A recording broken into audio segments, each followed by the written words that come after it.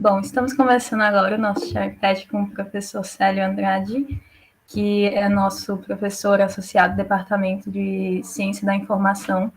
Ele vai trazer para a gente um pouquinho sobre metodologias ágeis e como elas influenciaram na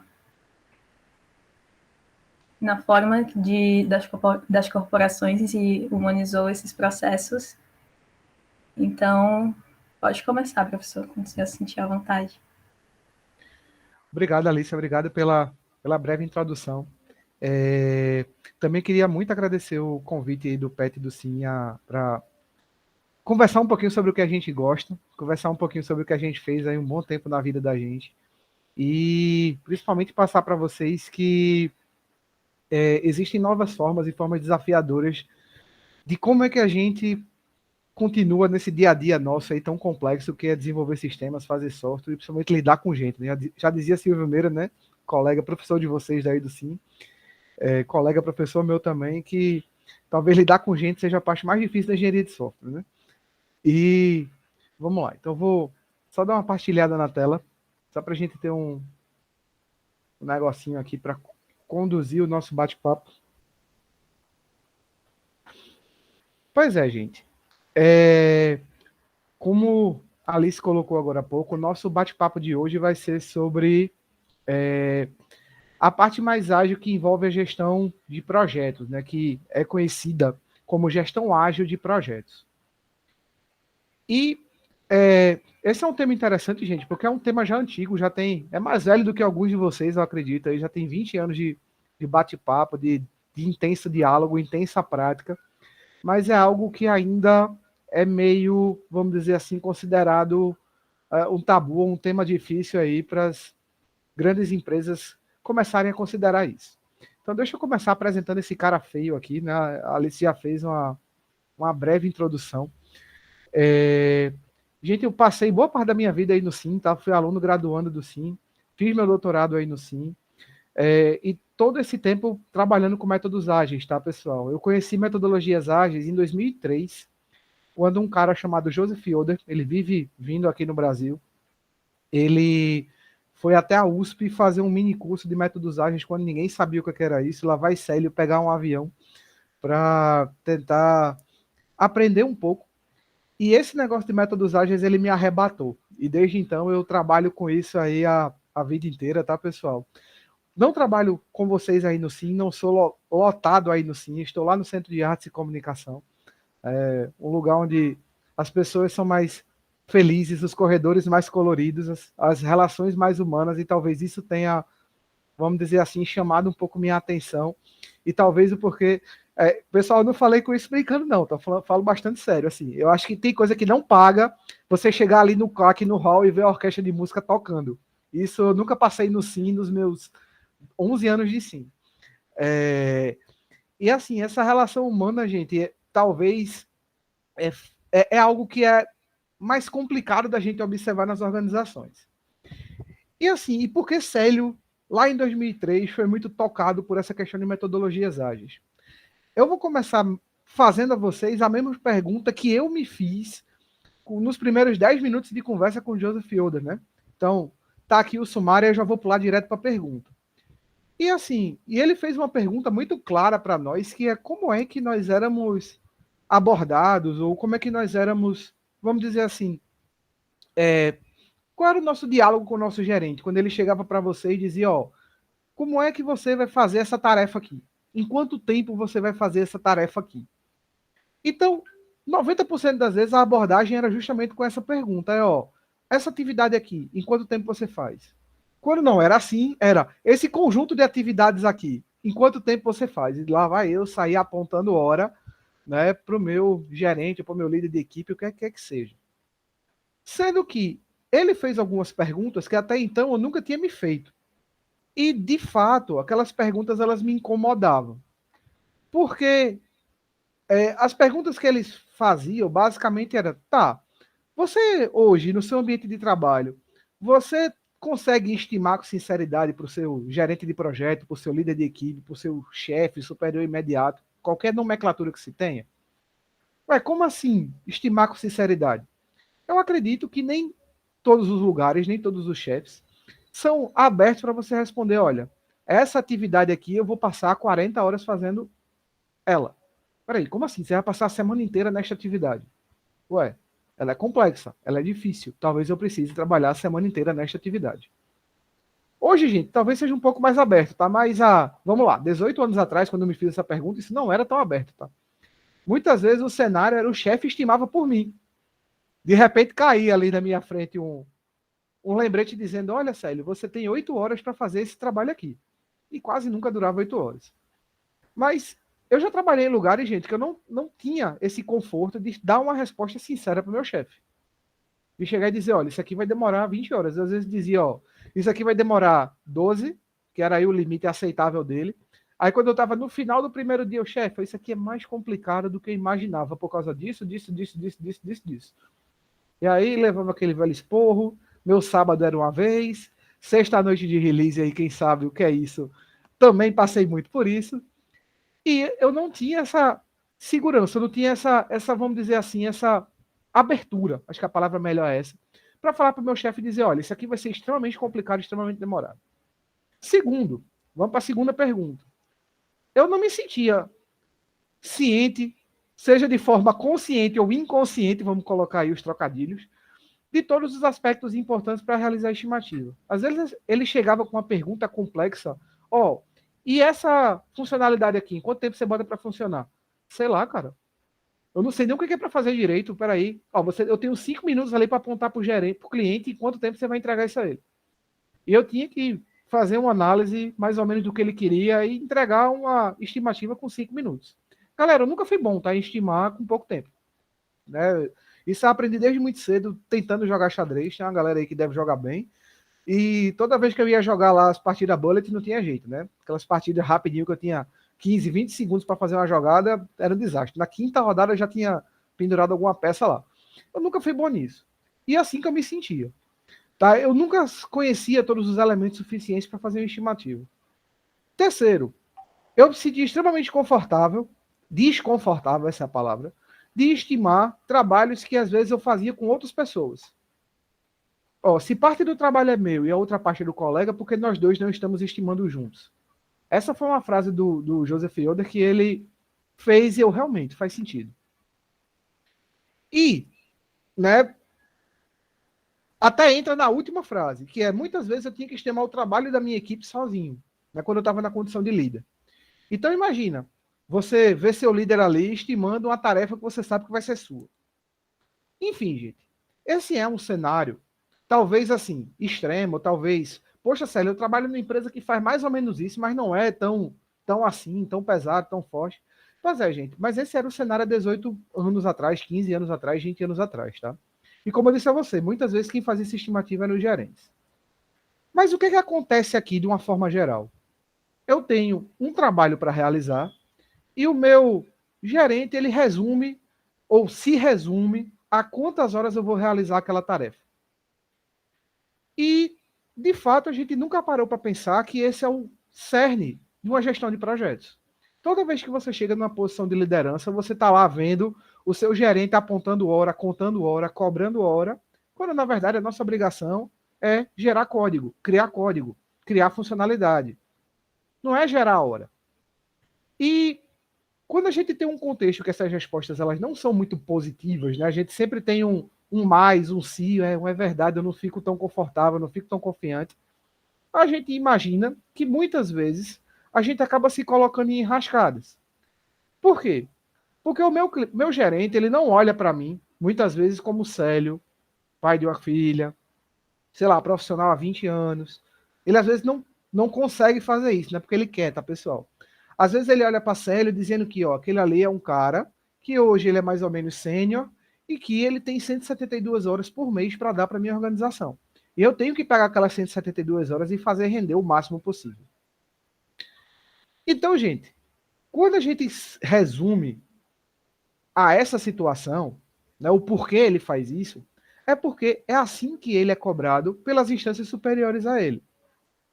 É assim que, por exemplo, ele paga nosso salário. Toda vez que você tem hora extra, tem aquele famigerado banco de horas, não vamos falar dele agora, ou tem aquele momento em que você, em algum momento da sua vida, vai receber aquelas horas extras, né? Sempre tem essas duas opções. Ou você folga em algum outro momento, banco de horas, ou você compensa, enfim, ou você recebe aquilo de forma pecuniária depois. Mas, gente, o que é que está acontecendo nessa relação?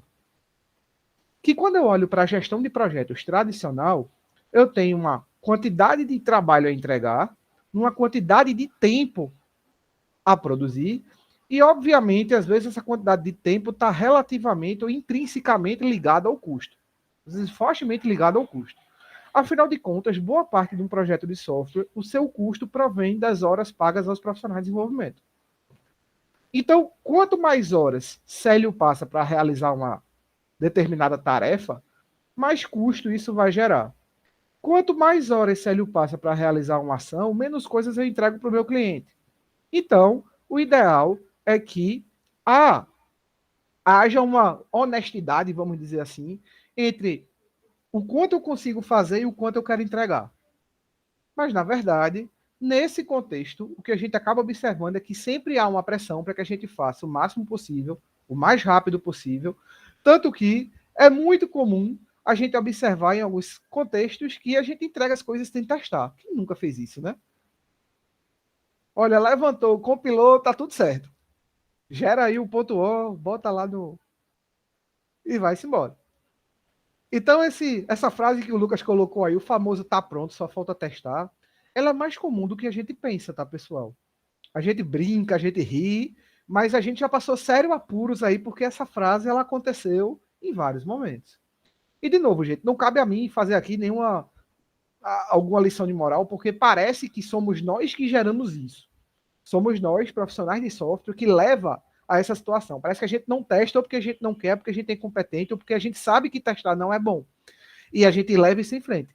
Não é isso, gente. É que a gente tem tantas restrições, a gente tem tantos problemas, a gente apaga tanto incêndio, que quando aquele treco compila, que você faz aquele testezinho ali por cima e funciona, aparentemente já está ok. Né? Existe uma série de coisas por trás disso. Eu costumo dizer que, assim, depois de tanto tempo refletir sobre essa minha vida de visão de gestão tradicional de projetos, que a gente é muito mais guiado a esse cenário de apagar incêndio, a esse cenário de não confiança, a esse cenário de erro, do que a gente, de fato, ser estimulado a um cenário de acerto. E vamos lá. Por que a gente se sente dessa forma, vamos dizer assim, tão, sei lá, tão desumana, se a gente pode botar no primeiro momento? Porque, gente, de uma forma geral, na cabeça de um gerente de projeto, e muitas vezes para um cliente, o projeto ele se resume a o que me entregaram, em quanto tempo me foi entregue e quanto isso custou. Então, se eu entrego menos coisas do que o cliente quer, ele vai reclamar. Se eu entrego atrasado, ele vai reclamar. Se custa mais, ele vai reclamar. Se ele vai reclamar, isso é ruim para a minha empresa, isso é ruim para o meu gerente, isso é ruim para o meu projeto. Logo, a gente tem que fazer o máximo possível para que o cliente não reclame.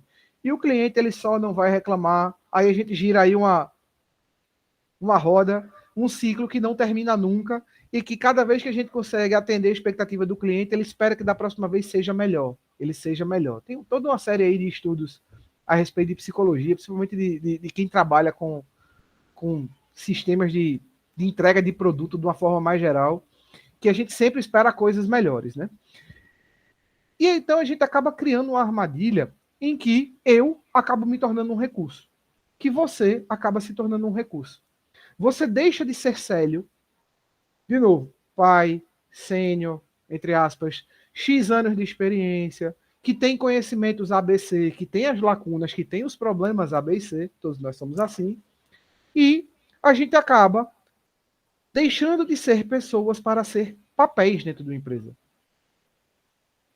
Quantas vezes você passou pelo cafezinho do seu gerente ele dizendo: ah, no meu projeto eu tenho 3 programadores e 2 testadores e na minha cabeça eu pensava, peraí, não é assim.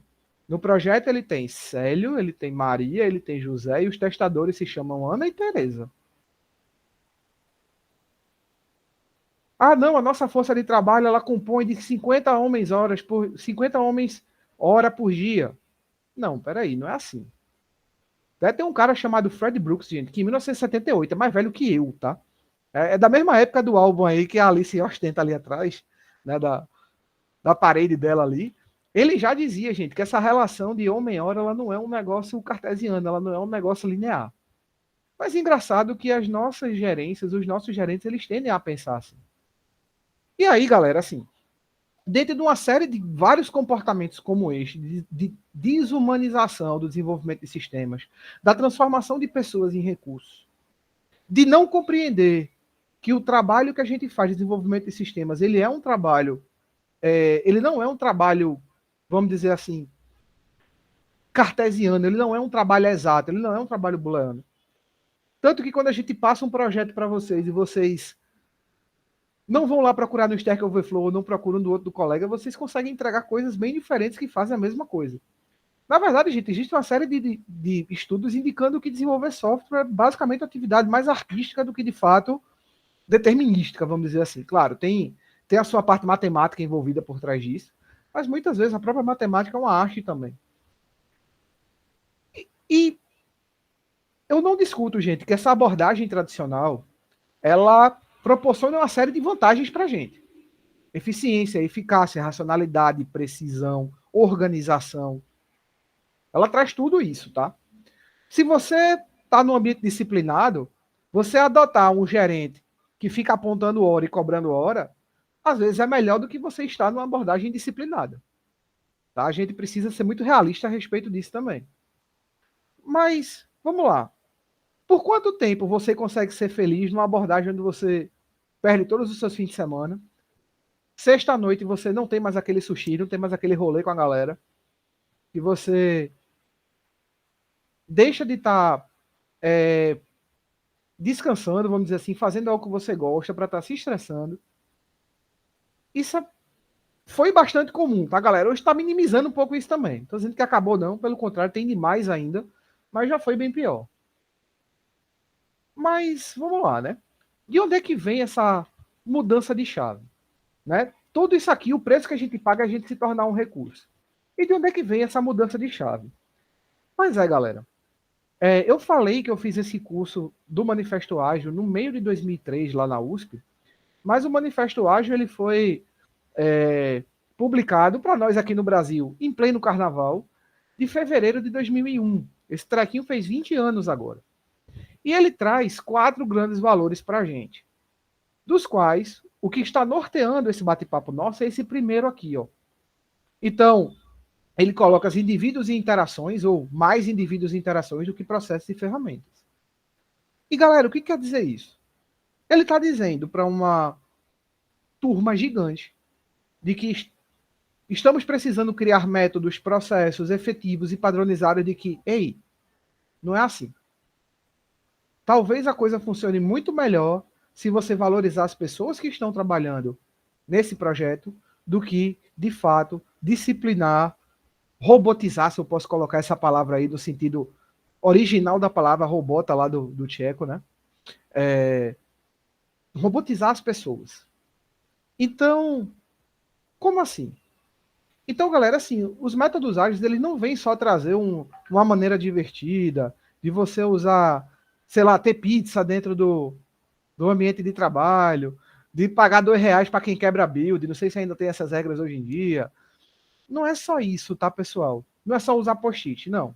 Tem toda uma mentalidade por trás, chamada de Agile Mindset, ou mentalidade ágil, traduzindo grosseiramente, que a gente leva a direção do como conceber software, centrado na técnica, para o desenvolvimento de software centrado no indivíduo, no desenvolvedor, naquele que, de fato, é capaz de fazer o software acontecer.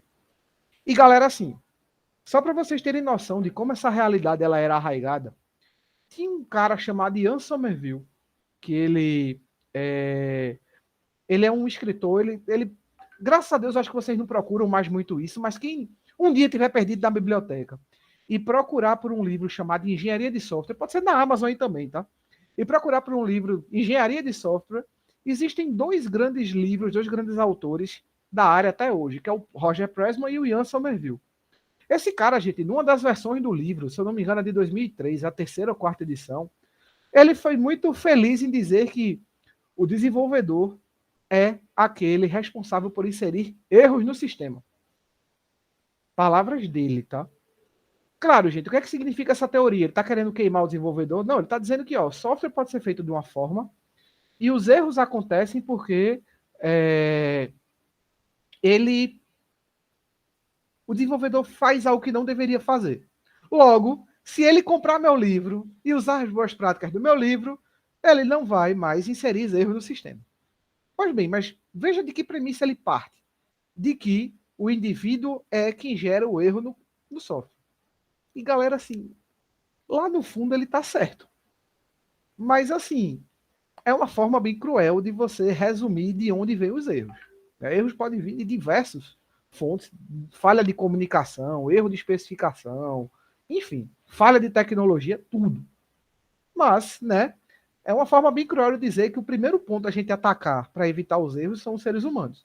Afinal de contas, do mesmo lugar onde vem o erro, vem os acertos. E essa metodologia, gente, vem quebrar para dizer que não, a gente tem que deixar a coisa ser centrada na técnica para ser centrada no indivíduo. E, vamos lá, se eu só voltar aqui alguns expoentes. Enquanto a minha gestão de projeto tradicional eu estou preocupado com escopo, custo e tempo, na minha gestão ágil eu estou preocupado com comunicação e aprendizado. Como é que as pessoas se comunicam de forma mais eficiente? E como é que elas podem aprender a fazer o trabalho delas melhor? E isso, galera, é muito claro para a gente. Porque quem já passou a noite apagando incêndio, quem já perdeu o final de semana no seu emprego, no seu estágio, enfim, né, para receber o salário, como colocado pelo colega aí, você não tem muito tempo para aprender sobre o que é que deu errado da última vez. Peraí, o que aconteceu? Por que a gente teve tanto problema? Você está o tempo inteiro apagando incêndio, apagando incêndio, apagando incêndio, executando atividades, fazendo tarefa, marcando checklist, mas o que está acontecendo? Por que o meu projeto sempre continua em problemas? Vamos lá, eu estou há 6, 7, 8 meses, 1 ano nesse projeto e cada quinzena ou a cada mês eu tenho que passar um final de semana aqui para entregar release para o cliente. Pois bem, gente, eu tenho muita certeza que esse é um ambiente que não propicia o aprendizado. Por diversos motivos, tá, pessoal? Também não posso chegar aqui e dizer que se o ambiente não propicia é porque o gerente é ruim ou a empresa é ruim. Não é isso, tá, pessoal? Pode ser uma série de fatores. Mas quando a gente fala de gestão ágil de projetos, são essas duas coisas aqui que eu tenho que priorizar. Primeiro, criar um ambiente aberto, honesto, franco, rápido, em que as pessoas se comuniquem. Segundo, aquilo que as pessoas fizeram, ela tem que ter um feedback e um tempo para refletir sobre se aquilo é ou se o que elas fizeram foi feito da melhor forma. Célio, então é por isso que quando a gente tem projetos ágeis, a gente às vezes começa fazendo um protótipo para testar. Você está aprendendo. Célio, é por isso que nos métodos ágeis a gente tem uma reunião todo dia de manhã em pé. Não é a melhor forma de se comunicar, não, tá? Mas para que a comunicação flua. Então, quando eu tenho um ambiente que não está centrado no que o meu cliente quer e quanto ele vai pagar, a gente precisa imaginar que os desafios aqui são outros. Primeiro, como é que eu vou acertar aquelas minhas estimativas lá que eu sempre errava? Galera, assim, estimativa ela não foi feita para acertar. Que nenhum gerente me escute isso, que eu nunca vou arrumar um emprego de gerente em algum lugar se alguém me escuta isso. Mas vamos lá. A estimativa, gente, ela não foi feita para você acertar, porque a estimativa ela não é uma meta. A estimativa ela é um instrumento de comunicação. Você, quando estima, você passa a refletir sobre aquilo que você vai fazer e você se comunica com outras pessoas sobre, o que a gente vai fazer é isso aqui mesmo? É desse jeito? Parabéns, vocês conseguiram analisar um trabalho com certa profundidade antes de dar uma estimativa. Então, galera, para quem já viu falar do famoso Planning Poker, daquele jogo com carta lá que existe nos métodos ágeis, a intenção dele não é fazer você acertar a estimativa, não, é você estimular a comunicação. Então, a meta é você refletir o quão difícil será um trabalho, o quanto você tem consciência disso e o quanto a equipe está ciente desse treco. Não tem nada a ver com o tempo. Mas, Célio, se não tem nada a ver com o tempo, como é que o meu gerente vai antecipar o que a gente vai entregar para o cliente? Ora, vamos lá. Deixa eu pensar aqui alguns de vocês. Alguns de vocês aí costumam praticar algum esporte, costuma correr, costuma pedalar, né? O Célio tenta dar uma corridinha de vez em quando. Se você chegar para mim e perguntar, Célio, com quanto tempo você corre 5 quilômetros? Eu vou responder para você. Meu tempo é entre 31,5 e 32,5. Por quê? Porque Célio corre 5 quilômetros pelo menos uma vez por semana. Olha que eu sou desse tamanho, imagina se eu não corresse. Pois bem, mas para quem não corre 5 quilômetros, essa pessoa não vai conseguir fazer essa estimativa. Perceba que Célio correu 5 quilômetros algumas vezes, aprendeu sobre como ele corre para poder dar essa estimativa. Se alguém chegar para mim e disser, Célio, se você corre 5 quilômetros em 32 minutos e meio, então você vai correr 10 quilômetros em 1 hora e 5 minutos, certo? Errado. Certamente errado. Tá? Eu dobrei a meta aí, não é exatamente isso. Não é assim que vai funcionar. Em quanto tempo você acha que consegue correr 10 quilômetros? Ó, aí eu vou dar uma estimativa mais chutada. Mas, se eu chegar para qualquer um de vocês, apontar para a parede mais próxima, que deve ter 2, 3, 4, 5 metros, e disser, gente, com quanto tempo vocês conseguem chegar naquela parede ali? A maioria vai acertar. E vai acertar com uma precisão incrível. Então, por que eu vou estimar uma coisa que eu nunca fiz, ou que eu faço muito pouco, quando eu posso estimar algo que eu faço o tempo inteiro? E outra, beleza, corri 5 metros. Errei o tempo absurdamente. Primeiro, gente, eu só corri 5 metros. O meu prejuízo foi de 5 metros. O meu erro foi de 5 metros. Da próxima vez que eu for correr 5 metros, eu já vou ter uma base de tempo boa. E eu garanto para vocês, que depois de vocês correrem 5 metros pela quinta vez, vocês vão estar acertando isso. E isso a gente chama, gente, de interações curtas no nosso projeto. Então, em vez de chegar para você e dizer, ó, em quanto tempo você faz uma determinada atividade, eu chego para você e digo, ó, o que é que tu consegue entregar para o cliente até o final da semana? Considerando que é uma segunda-feira, tá? Não estamos numa quinta, na nossa hipótese. Ué, nessa semana eu consigo fazer A, B e C. Beleza, você errou muito. Teu erro foi de uma semana, tua dor foi de uma semana, teu problema foi de uma semana. E em uma semana você consegue refletir para pensar, tá, por que eu errei tanto? E eu aposto para você que você fazendo esse exercício de trabalhar 5 vezes em interações muito curtas de uma semana, depois você vai ficando mais experiente 2 semanas, 4 semanas, mas enfim. Isso é o time todo, tá, gente? Estimando junto, pensando junto. O que é que a gente consegue entregar em uma semana? Depois da quinta vez, galera, vocês vão estar acertando. Então, esse é o princípio das interações curtas. Mas veja que ele só funciona se eu tiver um tempo fixo na minha interação. A minha interação ela tem que ser de uma semana, ou tem que ser de 2 semanas, ou tem que ser de 4 semanas. Porque senão a gente cai naquele erro de, Célio, peraí, tu faz 5 km em quanto tempo? Então vamos dobrar isso aí. 10 km faz no dobro do tempo, né? Não. Célio cansa. Depois do 5º quilômetro eu já estou bem acabado. Provavelmente lá pelo 7º, 8º eu vou começar a caminhar. Vai faltar fôlego. Enfim. Né? Quem sabe quando eu começar a correr 10 quilômetros, eu estimo 10 quilômetros. Mas veja que para que eu aprenda, eu preciso ter esse tempo fixo. Eu preciso ter esse momento fixo, essa constante na minha, no meu gestão de projetos. Então, beleza. O que é que o time todo, agora não é mais só Célio, não é mais só Tomás, não é mais Alice, é o time. O que é que vocês conseguem entregar em uma semana? Opa, bacana. Porque agora é o trabalho coletivo. É o que é que o time consegue entregar. Porque hoje Tomás está bem, Célio não está. Amanhã Tomás está mal, mas Alice vai lá e compensa. Então, a ideia de trabalhar em time e estimar com o time vem dessa situação. Terceiro, galera, comunicação é assim, tá? Nada de e-mail, nada de cartinha, nada de CR, nada de, sei lá, change request, nada de chamado. É assim, ó, que comunicação é feita. Se você vai dizer para o cliente que você vai atrasar, é assim que você vai dizer a ele. Se você vai dizer para o cliente que é assim que você vai entregar, é assim que você vai dizer a ele. Se o seu gerente vai pedir para que você faça hora extra, vai vir por WhatsApp, não. É assim que ele vai dizer para você. Então, gente, comunicação face a face é a melhor forma de se comunicar. Outra coisa, galera, o time, ele tem de fato o que a gente chama de empoderamento. É uma palavra que, vamos lá, do ponto de vista social, tá, galera? O que a gente fala de empoderamento é um pouco diferente do que a gente fala do ponto empresarial, tá? Do empowerment. Mas foi traduzido como empoderamento. O que é empoderamento? O time, gente, é responsável pelas suas ações. O time toma suas decisões. Sabe o que significa isso? Lá vai Célio ser demitido de novo. Não precisamos de gerente. Para que a gente tem um gerente se o próprio time se autogerencia? Mas, galera, que bacana, né? O time é o próprio chefe, não é verdade? Não. O chefe é o cliente. O time é a equipe, é o ente que se organiza para fazer aquele trabalho ser feito. Já dizia um famoso filme da Marvel, né? Se você é empoderado para decidir o que você quer fazer, o time também tem a responsabilidade, a honestidade e o compromisso com o cliente de que ele vai fazer o melhor que ele pode. Então veja que essa relação de confiança, ela é bidirecional. Então, uma vez que o time é seu próprio gerente, eu não preciso de um gerente.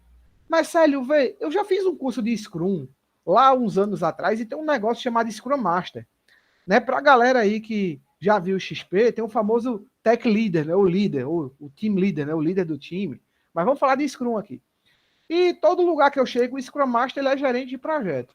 Galera, assim, Scrum Master ele não deve ser gerente de projeto, tá? Senão ele tem uma ação extremamente conflitante aí. A gente pode depois conversar mais calmamente com isso. Mas assim, normalmente o Scrum Master ele deveria ser esse cara aqui, ó. É um facilitador. Veja, o que é um gerente? É alguém que tem um poder de subordinação nas pessoas. Bacana, né? Ser gerente dessa forma.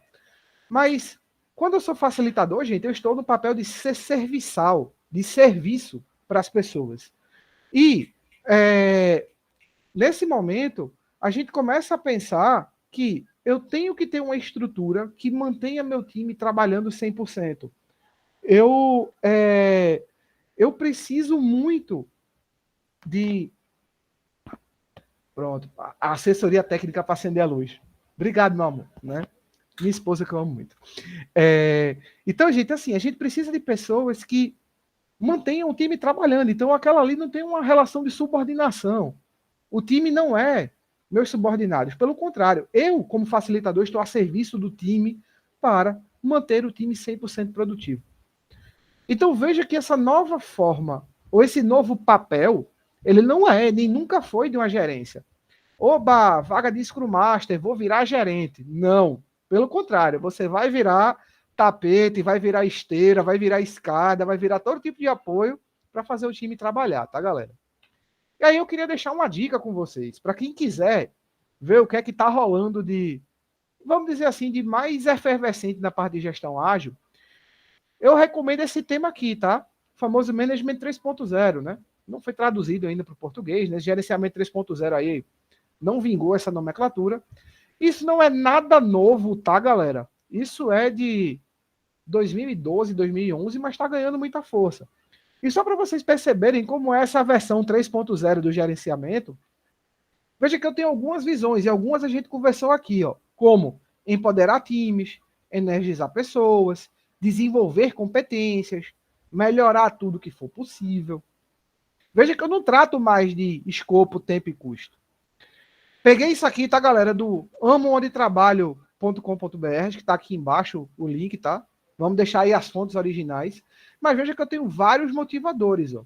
E veja que a grande maioria é as pessoas se relacionando com pessoas. Então vamos pegar aqui 3 aleatórios. Honra. Eu me sinto orgulhoso, pois os meus valores pessoais são refletidos no meu trabalho. Isso, gente, é completamente deixado do lado da gerência tradicional. Poder. Há espaço suficiente para que influencie o que está acontecendo ao meu redor. Ou seja, não é o poder mais de cima para baixo, é você como membro do time poder, literalmente, né, influenciar no resultado final. Independência. Eu sou independente dos outros com meu trabalho e responsabilidades. Ou seja, eu faço aquilo que eu tenho que fazer, mas eu também tenho minhas responsabilidades individuais. Então, veja, gente, que o próprio Management 3.0, ele chama isso de motivadores, tá? Esse movimento aqui foi o homem de trabalho, o homem onde trabalho colocou, tá? Mas são os motivadores da gestão 3.0. E vários princípios, tá? E eu só vou falar do quarto para a gente observar. Galera, vamos gerenciar os sistemas e não as pessoas. Então a gente começa a perceber que há uma corrente gigante que já adota esse Management 3.0, tá? Já existem cursos, já existe gente especializada aqui. Tem um cara aqui em Recife chamado Ricardo Petres, que ele é monstro nessa atividade, ele tem um monte de certificado. E só para a gente fazer o contraponto, quem conhece a gestão tradicional de projetos e quer tirar uma certificação PMI ou KPM, né? Você quer tirar uma certificação para ser gerente. Quando você se certifica no Management 3.0, você ganha, ó, a badge de facilitador, ou seja, aquele que vai servir para manter o time funcionando e produtivo. Então, gente, assim, esse é um bate-papo rápido, né? E eu só queria, gente, terminar com esse princípio aqui do Manifesto Ágil. Ele não é um daqueles 4 valores, mas é um dos princípios que mais movem as organizações para essa visão de gestão ágil de projetos. Né? Eu vou fazer uma tradução muito minha aqui dele, tá? Mas imagina você escutar da sua empresa algo desse tipo aqui. A minha missão, gente, é construir projetos em volta de indivíduos motivados e dar a eles o suporte necessário, o suporte no ambiente necessário para que eu possa confiar neles que o trabalho vai ser feito. Então, eu escutei isso de pouquíssimos gerentes meus, tá, pessoal? E olha que eu já trabalhei em empresas que se dizem ágeis. Mas essa, gente, é a principal visão do gerenciamento ágil de projetos. É delegar as pessoas, é confiar nas pessoas para que o trabalho seja feito. Então, galera, gratidão a todos vocês e vamos abrir um espacinho para perguntas, não é isso, Alice? Isso. Quem tiver pergunta, pessoal, pode ir fazendo agora. Se não se sentir confortável para abrir o microfone, pode mandar no chat também. Bom, eu tenho eu não sou nenhum especialista na área da gestão ágil, mas se eu não estou errado, né, existe o conceito de Management 4.0, né, ou não? Qual que seria a maior diferença dele para o 3, se mudou alguma coisa, se é uma melhoria ou não? Aí, voltando, não conheço tanto nenhum dos dois, é mais uma curiosidade. Beleza, Lucas, assim, vamos lá. O Management 4.0, vamos dizer assim, é uma outra forma de que as grandes empresas começaram a fazer as suas adaptações das gestões tradicionais mais ágeis. Mais que eu digo assim, a mescla dos dois. E vamos lá. A gestão 4.0, ao meu ver, ela é algo que funciona muito mais para empresas muito grandes, que querem trazer algum tipo de gestão ágil para dentro das suas estruturas, mas as suas estruturas são demasiadas grandes para confiar nas pessoas. Então, por exemplo, sei lá, você pega uma Unilever da vida, que tem fábrica desde Garanhuns e tem um escritório central na Holanda, e que pelas contas deles, eles vendem 6 mil produtos por segundo ao longo do mundo. Né? Então, não tem como você aplicar uma visão pura de gestão 3.0 nele. Mas qual é a visão da gestão 4.0? Ela nasce de um movimento mais empresarial, ela nasce de um movimento mais de consultoria em detrimento ao gerenciamento 3.0. Para a gente que trabalha em indústria de software, fábricas de software, empresa de software, até das que são maior porte, sei lá, aqui tipo Accenture, MV, que são empresas muito grandes, o Management 4.0 ainda é um negócio meio grande, meio gigantesco. O 3.0 ainda cabe melhor. Se você quer uma visão muito radical do que é uma visão de uma gestão ágil, o Management 3.0 está aí. Então é basicamente essa diferença entre os dois. E lembrando, o Management 4.0 ainda está sendo maturado, tá, galera? As ideias estão rodando, os primeiros cases estão rodando, mas a coisa está nascendo, vamos dizer assim. Perfeito. Então tá muito ligado à ideia de indústria 4.0, né? Mais ou menos. É porque realmente tem muitas indústrias gigantes trabalhando com isso, né? Mas exato. Ela se adequa, por exemplo, eu tenho uma empresa que não está automatizando nada, não estou nada de indústria 4.0. Mas eu posso fazer o gerenciamento 4.0? Você pode. Mas elas casam bem, é um casamento bom, viu? Perfeito. Deu para ter uma ideia boa, então. Não tem link, mas dá certo. Mas dá certo. É até uma coisa que eu tinha Veja, visto. é o feijão e o arroz. Não, perfeito. Botou os dois juntos, é sucesso. Maravilha.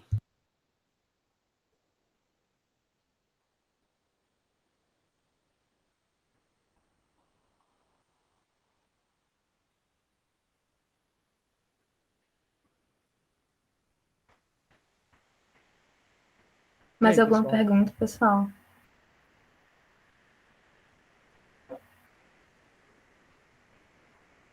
Bom, eu sou desenvolvedor, né? Mas eu acho muito bacana a área de produto, né? Os PO, PM da vida. Ainda não tenho uma visão clara sobre isso, talvez eu siga, talvez não. Eu queria saber de você se tem alguma sugestão de leitura, né? Você já deu o Management 3.0, já tem um Manifesto Ágil, que é uma coisa até que eu fiquei ali perdurando. Aí sei que tem algumas outras metodologias ágeis, tipo, que não é Scrum, sei lá, Delivery Continuous e afins.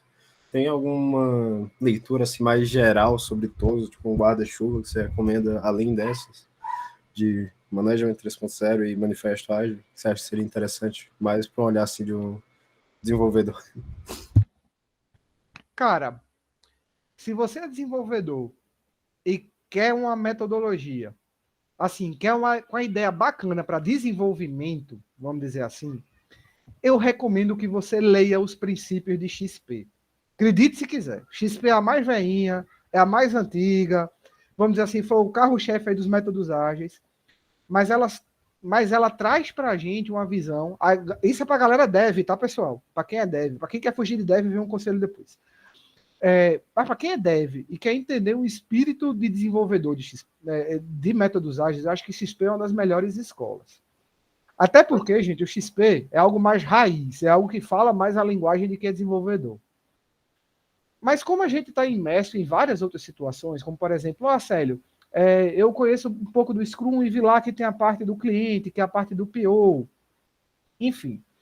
Pessoal, assim, não tem nada muito genérico para essa parte de cliente. A parte de gestão eu indico aí o Management 3.0, já indiquei na apresentação. Mas não tem nada muito genérico, se eu posso colocar dessa forma.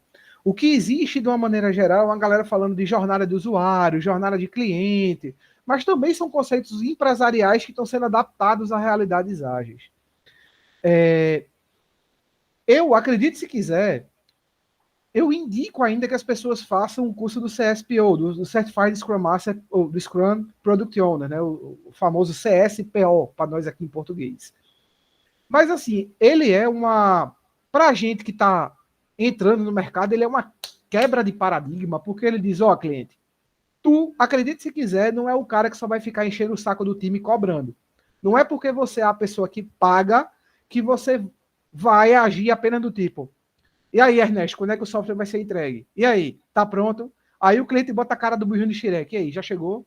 Já chegou? Já chegou? E tô lá. Não, o cliente não é para ser assim.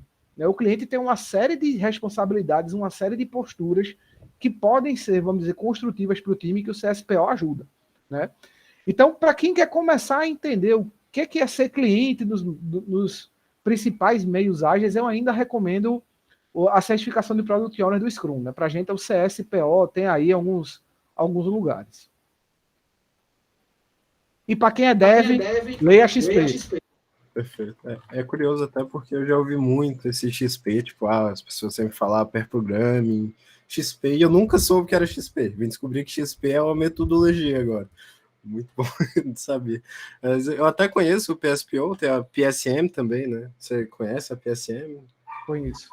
Perfeito, indica também. Eu acho bacana. Eu nem tô até entrando, eu já tô um pouco há um tempinho já. Daí. Não sei. Assim, o PM eu não indico, não, tá? Aham.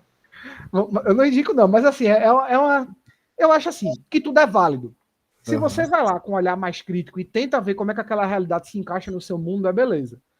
Mas eu acho que é uma forma meio complicada de inserir as pessoas numa mentalidade diferente.